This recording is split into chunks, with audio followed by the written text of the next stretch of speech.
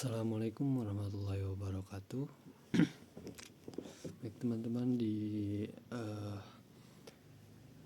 kesempatan kali ini kita dapat bertemu kembali ya.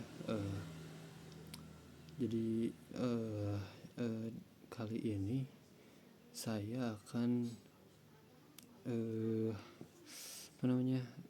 sedikit sharing apa yang saya ketahui tentang etika bermedia digital. Nah, jadi teman-teman, di era teknologi saat ini hampir semua aktivitas manusia terhubung melalui dunia digital. Kita mengirim pesan, mengunggah foto, menonton konten, berdiskusi, bahkan membentuk opini publik melalui media digital. Karena itu sangat penting bagi kita untuk memahami bagaimana Islam mengajarkan etika dalam bermedia digital. Nah, yang pertama, kenapa penting gitu etika digital dalam perspektif Islam. Nah, Islam adalah agama yang mengatur akhlak manusia, jadi tidak hanya dalam interaksi langsung tetapi juga dalam interaksi yang terjadi secara daring.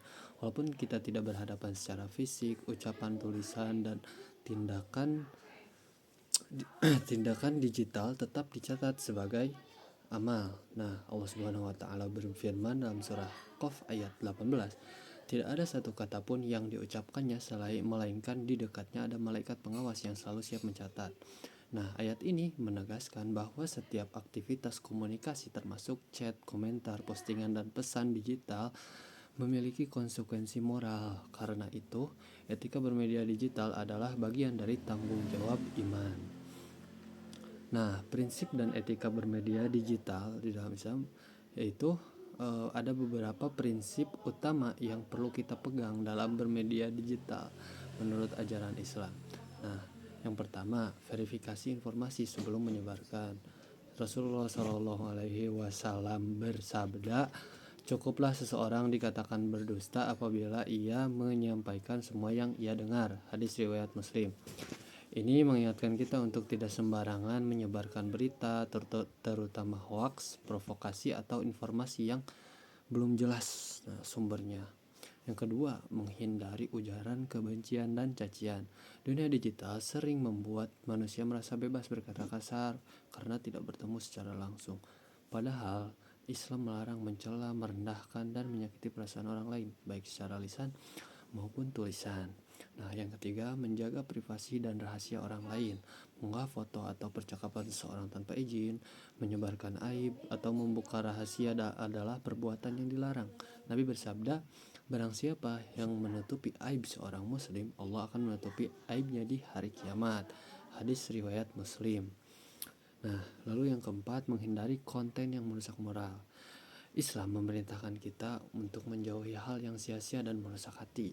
Kita harus bijak dalam memilih tontonan dan komentar dan juga postingan. Nah, lalu yang kelima, komentar dengan santun. Berkomentar dengan santun. Nah, komentar di media sosial mencerminkan karakter seseorang. Islam mengajarkan qaulan layyina, yaitu ucapan yang lembut, dan qaulan ma'rufa, dan yaitu perkataan yang baik. Nah, gunakan kata-kata yang membangun bukan merendahkan. Lalu yang keenam, tidak menghina, membuli, atau menjatuhkan. Nah, bullying digital atau cyberbullying termasuk kezaliman. Islam melarang kita melakukan sesuatu yang menyakiti hati orang lain meskipun hanya melalui layar. Nah, yang ketujuh, menjaga waktu dan tidak kecanduan. Media digital bisa membuat seseorang lalai dari kewajiban Islam. Islam memerintahkan keseimbangan dan menggunakan waktu dengan bijak, tidak membuang waktu untuk hal yang tidak bermanfaat. Jadi sudah ya, kita tahulah ketika kita menggunakan media sosial, kita sering kali lalai gitu, apalagi lagi scrolling gitu kan. Lalu media sosial dapat menjadi sarana kebaikan ya. Di media sosial pula bisa menjadi sarana kebaikan jika digunakan dengan benar. Kita bisa menyebarkan ilmu, memberi motivasi, berbagi dakwah, atau memberi manfaat kepada orang lain. Namun media sosial juga bisa menjadi sumber fitnah yang jika disalahgunakan. Karena itu setiap muslim harus berhati-hati sebelum menulis, mengomentari atau mengunggah sesuatu. Nah, kaidah sederhana yang diajarkan Islam adalah jika sesuatu itu tidak bermanfaat, maka lebih baik tinggalkan saja gitu. Jadi mungkin hanya segitu saja yang bisa saya sharing ya, teman-teman. Jadi ketika bermedia digital bukan sekedar aturan sosial, tetapi bagian dari akhlak seorang muslim. Oke, jadi sekian dari saya dan terima kasih.